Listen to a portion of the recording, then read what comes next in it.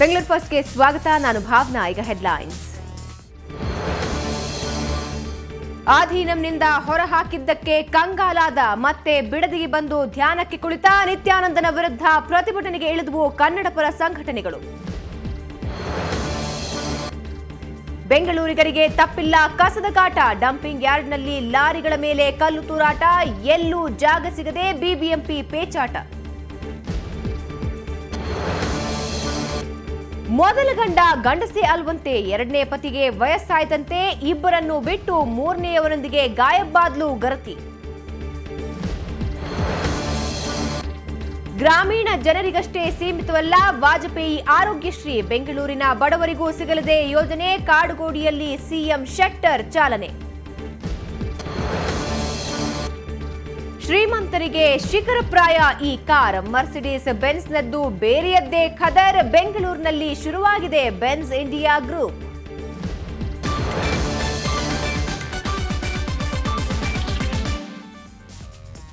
ಆಧೀನಂ ಪೀಠದಿಂದ ಹೊರಹಾಕಲ್ಪಟ್ಟ ಬಳಿಕ ಕಪಟಿ ನಿತ್ಯಾನಂದ ಇದೀಗ ಬೆಂಗಳೂರಿನ ಹೊರವಲಯದಲ್ಲಿರೋ ತನ್ನ ಬಿಡದಿ ಆಶ್ರಮ ಸೇರ್ಕೊಂಡಿದ್ದಾನೆ.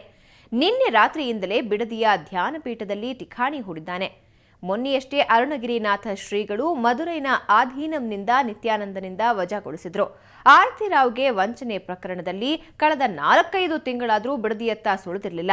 ಆದರೆ ಆಧೀನಂನಿಂದ ಗೇಟ್ ಪಾಸ್ ಪಡೆದ ಬಳಿಕ ಕಪಟಿ ಸದ್ದಿಲ್ಲದೆ ಬಿಡದಿ ಆಶ್ರಮ ಸೇರ್ಕೊಂಡಿದ್ದಾನೆ.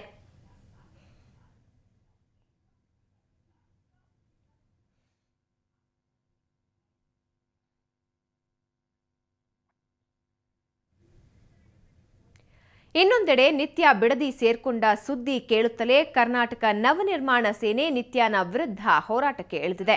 ಕರ್ನಾಟಕ ನವನಿರ್ಮಾಣ ಸೇನೆ ರಾಜ್ಯಾಧ್ಯಕ್ಷ ಭೀಮಾಶಂಕರ್ ಪಾಟೀಲ್ ನೇತೃತ್ವದಲ್ಲಿ ಸಂಜೆ ವೇಳೆಗೆ ನೇರವಾಗಿ ನಿತ್ಯನ ಆಶ್ರಮದ ಎದುರು ಜಮಾಯಿಸಿದ ಕಾರ್ಯಕರ್ತರು ಟೈರ್ಗೆ ಬೆಂಕಿ ಹಚ್ಚಿ ಆಕ್ರೋಶ ವ್ಯಕ್ತಪಡಿಸಿದರು.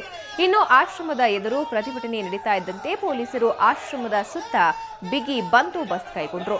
ಸ್ಥಳದಲ್ಲಿ ಒಂದು ಕೆಎಸ್ಆರ್ಪಿ ತುಕಡಿ ನಿಯೋಜನೆ ಮಾಡಲಾಗಿದೆ. ಈ ಮಧ್ಯೆ ಕರ್ನಾಟಕ ನವನಿರ್ಮಾಣ ಸೇನೆ ಅಧ್ಯಕ್ಷ ಭೀಮಾಶಂಕರ್ ಪಾಟೀಲ್ ನಿತ್ಯಾನಂದನಿಗೆ ಕರ್ನಾಟಕ ತೊರೆಯುವಂತೆ ಆಗ್ರಹಿಸಿದ್ದು ನಾಳೆ ಸಂಜೆವರೆಗೆ ಗಡುವು ನೀಡಿದ್ದಾರೆ. ಇಲ್ಲದಿದ್ದಲ್ಲಿ ಮುಂದಾಗುವ ಅನಾಹುತಕ್ಕೆ ಜಿಲ್ಲಾಡಳಿತವೇ ಹೊಣೆ ಅಂತ ಎಚ್ಚರಿಕೆಯನ್ನು ನೀಡಿದ್ದಾರೆ.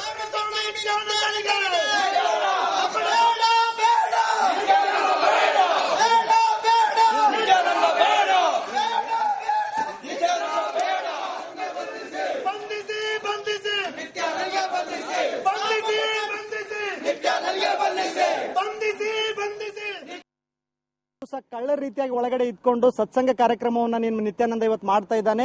ಅದು ಕರ್ನಾಟಕ ನವನಿರ್ಮಾಣ ಸೇನೆ ಗಮನಕ್ಕೂ ಇದೆ. ಒಳಗಡೆ ಕರ್ನಾಟಕ ನವನಿರ್ಮಾಣ ಸೇನೆ 20 ಕಾರ್ಯಕರ್ತರು ಒಳಗಡೆ ಇದ್ದಾರೆ. ಇವತ್ತು ನೇರವಾಗಿ ನಾನು ಜಿಲ್ಲಾಡಳಿತಕ್ಕೆ ಮತ್ತು ಜಿಲ್ಲಾ ಪೊಲೀಸ್ ಇಲಾಖೆಗೆ ಎಚ್ಚರಿಕೆ ಕೊಡ್ಲಿಕ್ಕೆ ಬಯಸ್ತಾ ಇದ್ದೀನಿ.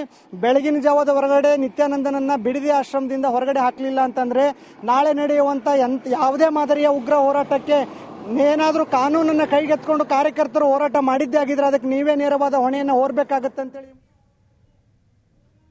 ಬಿಬಿಎಂಪಿಗೆ ಕಸದ್ದೇ ದೊಡ್ಡ ಪ್ರಾಬ್ಲಮ್ ಆಗ್ಬಿಟ್ಟಿದೆ. ಎಲ್ಲೆಂದರಲ್ಲಿ ಬಿದ್ದ ಕಸದ ರಾಶಿಯಿಂದಾಗಿ ಸಿಲಿಕಾನ್ ಸಿಟಿ ಅಂತೂ ಗಪ್ಪು ನಾರ್ತಾ ಇದೆ.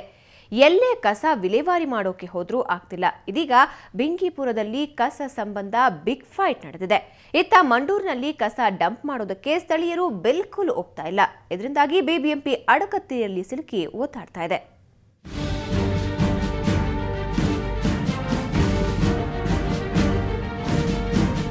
ಒಂದೆಡೆ ಸಾಲುಗಟ್ಟಿ ನಿಂತ ಕಸದ ಲಾರಿಗಳು, ಮತ್ತೊಂದೆಡೆ ಅಧಿಕಾರಿಗಳೊಂದಿಗೆ ಸ್ಥಳೀಯರ ಮಾತಿನ ಚಕಮಕಿ. ಬೆಂಗಳೂರಿನ ಎಲೆಕ್ಟ್ರಾನಿಕ್ ಸಿಟಿ ಸಮೀಪದ ಬಿಂಗಿಪುರ ಇವತ್ತು ರಣಾಂಗಣವಾಗಿತ್ತು.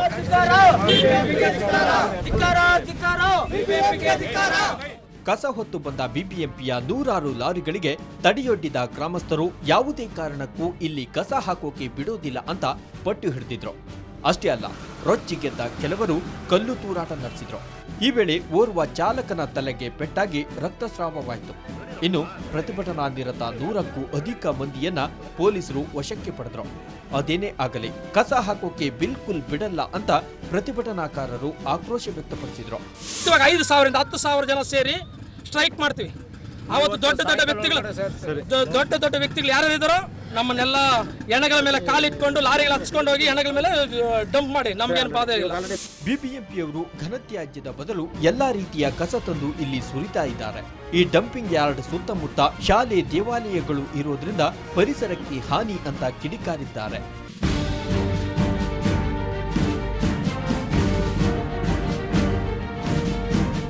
ಇತ್ತ ಹೊಸಕೋಟೆ ಸಮೀಪದ ಮಂಡೂರಿನಲ್ಲೂ ಕಸ ವಿಲೇವಾರಿಗೆ ಭಾರಿ ವಿರೋಧ ವ್ಯಕ್ತವಾಗಿದೆ. ಕಳೆದ 6 ದಿನಗಳಿಂದ ನಡೆಯುತ್ತಿರೋ ಪ್ರತಿಭಟನೆ ಇವತ್ತು ತೀವ್ರ ಸ್ವರೂಪ ಪಡೆದುಕೊಂಡಿತ್ತು. ಹೀಗಾಗಿ ಹೆಚ್ಚಿನ ಸಂಖ್ಯೆಯಲ್ಲಿ ಪೊಲೀಸರನ್ನ ನಿಯೋಜಿಸಲಾಗಿತ್ತು. ಮುಖ್ಯ ರಸ್ತೆಯಲ್ಲಿ ಪ್ರತಿಭಟನೆಗೆ ಕುಳಿತ ಸ್ಥಳೀಯರು ಕಸ ಡಂಪ್ ಮಾಡಲು ಬಂದಿದ್ದ ಸುಮಾರು 60ಕ್ಕೂ ಅಧಿಕ ಲಾರಿಗಳ ತಡೆದ್ರು. ಗ್ರಾಮದೊಳಗೆ ಒಂದೇ ಒಂದು ಲಾರಿಯನ್ನು ಬಿಟ್ಟುಕೊಡದ ಗ್ರಾಮಸ್ಥರು ಗಾರ್ಬೇಜ್ ತುಂಬಿದ ಲಾರಿಗಳನ್ನ ಹೈವೇಯತ್ತ ಅಟ್ಟಿದ್ರು.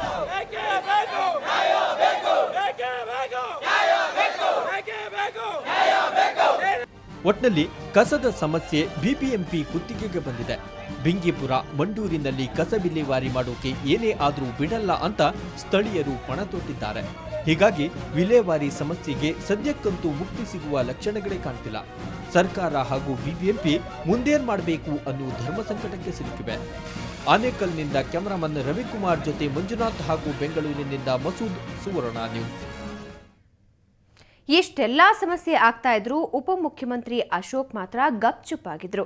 ಆದ್ರೆ ದಿನೇ ದಿನೇ ಪರಿಸ್ಥಿತಿ ಬಿಗಡಾಯಿಸ್ತಾ ಇರೋ ಹಿನ್ನೆಲೆಯಲ್ಲಿ ಈಗ ಅಶೋಕ್ ಸಮಸ್ಯೆಯನ್ನ ಬಗೆಹರಿಸುವ ಪಣ ತೊಟ್ಟಿದ್ದಾರೆ. ಶಾಶ್ವತ ಪರಿಹಾರ ಕಲ್ಪಿಸುವ ಕಡೆಗೂ ಚಿಂತನೆ ನಡೆಸಿದ್ದಾರೆ. ಇವತ್ತು ಕಡೆಗೂ ಡಿಸಿಎಂ ಅಶೋಕ್ ಕಸ ವಿಲೇವಾರಿ ಸಮಸ್ಯೆ ಬಗ್ಗೆ ತುಟಿ ಬಿಚ್ಚಿದ್ದಾರೆ. ಇವತ್ತು ಮೇಯರ್ ಜೊತೆ ಸೀರಿಯಸ್ ಆಗಿ ಸಭೆ ನಡೆಸಿ ನಗರದ ಕಸ ವಿಲೇವಾರಿ ಸಮಸ್ಯೆಗೆ ಶಾಶ್ವತ ಪರಿಹಾರ ಕಲ್ಪಿಸೋ ಕುರಿತು ಚರ್ಚಿಸಿದ್ದಾರೆ. ತಾತ್ಕಾಲಿಕ ಪರಿಹಾರಗಳಿಂದ ಏನೂ ಪ್ರಯೋಜನವಿಲ್ಲ ಅಂತ ಅಭಿಪ್ರಾಯಪಟ್ಟ ಅಶೋಕ್ ಶಾಶ್ವತವಾಗಿ ಕಸ ವಿಲೇವಾರಿ ಸಮಸ್ಯೆ ಬಗೆಹರಿಸೋದಕ್ಕೆ ಸೂಕ್ತ ಕ್ರಮಗಳನ್ನ ಕೈಗೊಂಡಿರೋ ಬಗ್ಗೆ ಮಾಹಿತಿ ನೀಡಿದ್ರು. ಅಲ್ಲಿನ ವಾತಾವರಣವನ್ನು ಸರಿಯಾಗಿಡುವಂಥ ದೃಷ್ಟಿಯಿಂದ high pressure vaporiser, odour control system ಇವರಿಗೆ ಕಂಪ್ನಿಗೆ ನಾವು ಅಲ್ಲಿ ಸ್ಪ್ರೇ ಮಾಡ್ತಕ್ಕಂಥದ್ದು ಮತ್ತು ಕ್ಲೀನಿನೆಸ್ ಮೇಂಟೈನ್ ಮಾಡ್ತಕ್ಕಂಥದ್ದು, ಅಲ್ಲಿ ಔಷಧಿ ಸಿಂಪಡಿಸೋವಂಥದ್ದು, ಇದಕ್ಕೆ ಇವರಿಗೆ ಆರ್ಡರ್ನ ನಾವು ನೆನ್ನೆ ಕೊಟ್ಟಿದ್ದೀವಿ. ಇನ್ನು ಡಂಪಿಂಗ್ ವಿರುದ್ಧ ನಡೆಸ್ತಾ ಇರೋ ಪ್ರತಿಭಟನೆ ಹಿಂದೆ ರಾಜಕಾರಣವಿದೆ ಅಂತ ಮೇಯರ್ ಆರೋಪಿಸಿದ್ರು. ಕೆಲ ಸ್ವಹಿತಾಸಕ್ತಿ ಹೊಂದಿರೋ ಗುಂಪುಗಳು ಈ ಕೆಲಸ ಮಾಡಿಸಿದೆ ಅಂತ ಹೇಳಿದ್ರು. ಹೆಲ್ತ್ ಮಿನಿಸ್ಟ್ರು ಜೊತೆಯಲ್ಲಿ ಅಧಿಕಾರಿಗಳು ಮತ್ತು ಎಲ್ಲ ಡಂಪಿಂಗ್ ಯಾರ್ಡ್ಸ್ನ ಈ ಸಮಸ್ಯೆ ಬಗ್ಗೆ ನಿವಾರಣೆ ಮಾಡೋದ್ರಿಗೆ ಚರ್ಚೆ ಮಾಡಿದ್ವಿ. ಮಾವಳ್ಳಿಪುರ ಇರ್ಬೋದು, ಮಂಡೂರು ಇರ್ಬೋದು, ತರಾ ಫಾರಂ ಇರ್ಬೋದು, ಬೇರೆ ಬೇರೆ ಸಂಘಟನೆಗಳವರೆಲ್ಲ ಗಲಾಟೆ ಮಾಡ್ತಾ ಇದ್ದಾರೆ. ಅವ್ರಿಗೂ ಅದ್ರಿಗೇನು ಸಂಬಂಧ ಇಲ್ಲ. ಅದರಿಂದ ಅವ್ರನ್ನ ವಿಚಾರಣೆ ಮಾಡಿ ಅಲ್ಲಿ ತೊಂದರೆ ಆಗದಿದ್ದಂಗೆ ಹೇಳಿ ಅಂತ ಅವ್ರಿಗೆ ಹೇಳಿದ್ದೀವಿ. ಒಟ್ನಲ್ಲಿ ಊರೆಲ್ಲ ಕೊಳ್ಳೆ ಹೊಡೆದ ಮೇಲೆ ದಿಡ್ಡಿ ಬಾಗಿಲು ಹಾಕಿದ್ರು ಅನ್ನೋ ಹಾಗೆ ಈಗ ಡಿಸಿಎಂ ಸಮಸ್ಯೆಯನ್ನ ಗಂಭೀರವಾಗಿ ಪರಿಗಣಿಸಿದ್ದಾರೆ. ಇನ್ನಾದ್ರೂ ಸಮಸ್ಯೆ ಬಗೆಹರಿದ್ರೆ ಸಾಕಪ್ಪ ಅಂತಿದ್ದಾರೆ ಸಾರ್ವಜನಿಕರು. ಬೆಂಗಳೂರಿನಿಂದ ಅಶ್ವಿನಿ ಹಾಗೂ ನಾಸೇರ್, ಸುವರ್ಣ ನ್ಯೂಸ್. ಈಗ ಒಂದು ಬ್ರೇಕ್ ನಂತರ ಬೆಂಗಳೂರು ಫಸ್ಟ್ ಮುಂದುವರಿಯುತ್ತೆ.